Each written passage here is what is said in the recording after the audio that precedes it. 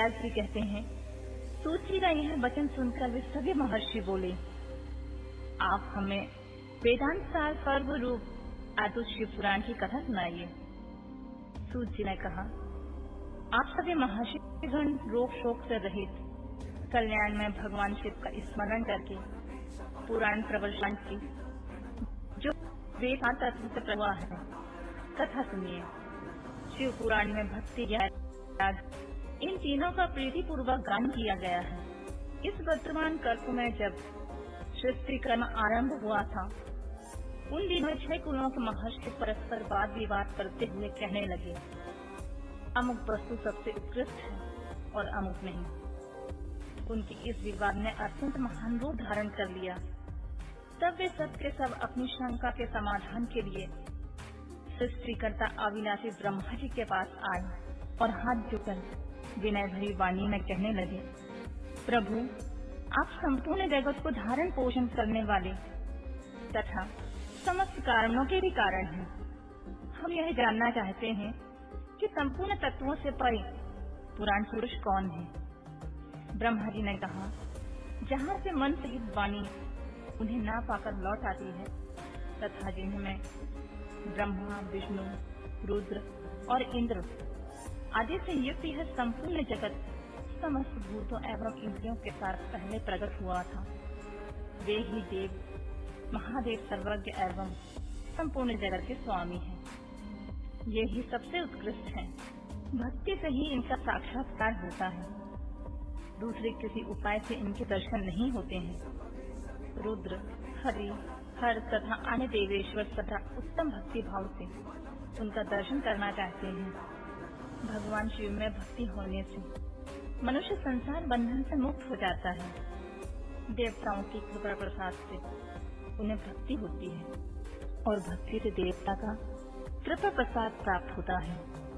ठीक उसी तरह जैसे यहाँ अंकुर से बीज और बीज से अंकुर पैदा होता है, इसलिए तुम सब महर्षि भगवान शंकर का कृपा प्रसाद प्राप्त करने के लिए भूतल पर जाकर वहाँ सहस्त्रों वर्षों तक चालू रहने वाले एक विशाल यज्ञ का आयोजन करो। इन यज्ञपति भगवान शिव की कृपा से विद्युक्त विद्या के सारभूत साधे साधन का ज्ञान होता है। शिव पद की प्राप्ति ही साध्य है, उनकी सेवा ही साधन है तथा उनके प्रसार से जो नित्य नैमित्तिक आदि फलों की ओर से निष्प्रय होता है वही साधक है। वेदोक्त कर्म के अनुष्ठान करके उनके महान फल को भगवान शिव के चरणों में समर्पित कर देना चाहिए, वही परमेश्वर पद की प्राप्ति होती है। वही सालों के आदि के क्रम से प्राप्त होने वाली मुक्ति है। उन पुरुषों को भक्ति के अनुसार उन सबको उत्कृष्ट फल की प्राप्ति होती है। उस भक्ति के साधन अनेक प्रकार के होते हैं, जिनका साक्षात महेश्वर जी ने प्रतिपादन किया है। उनमें से सारभूत साधनों को संक्षिप्त करके मैं बता रहा हूँ। कान से भगवान के नाम, गुण और लीलाओं का श्रवण, वाणी द्वारा उनका कीर्तन तथा मन के द्वारा उनका मनन, इन तीनों को महान साधन कहा गया है। तात्पर्य यह है कि महेश्वर का श्रवण, कीर्तन और मनन करना चाहिए। यह श्रुतियों का वाक्य हम सबके लिए प्रमाणभूत है। इसी साधन से संपूर्ण मनोरथों की सिद्धि में लगे हुए आप लोग परम साधि को प्राप्त हों। लोग प्रत्यक्ष वस्तु को आंख से देखकर उसमें प्रवृत्त होते हैं, परंतु जिन वस्तुओं का कहीं भी प्रत्यक्ष दर्शन नहीं होता है, उसे श्रवणेन्द्रियों द्वारा जान सुनकर मनुष्य उसकी प्राप्ति के लिए चेष्टा करता है। अतः पहला साधन श्रवण ही है।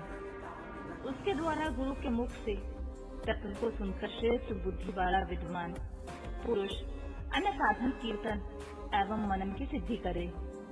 क्रमशः मनन पर्यंत इस साधन की अच्छी तरह से साधना कर लेने पर उसके द्वारा सालों के आदि के क्रम से धीरे धीरे भगवान शिव का संयोग प्राप्त होता है।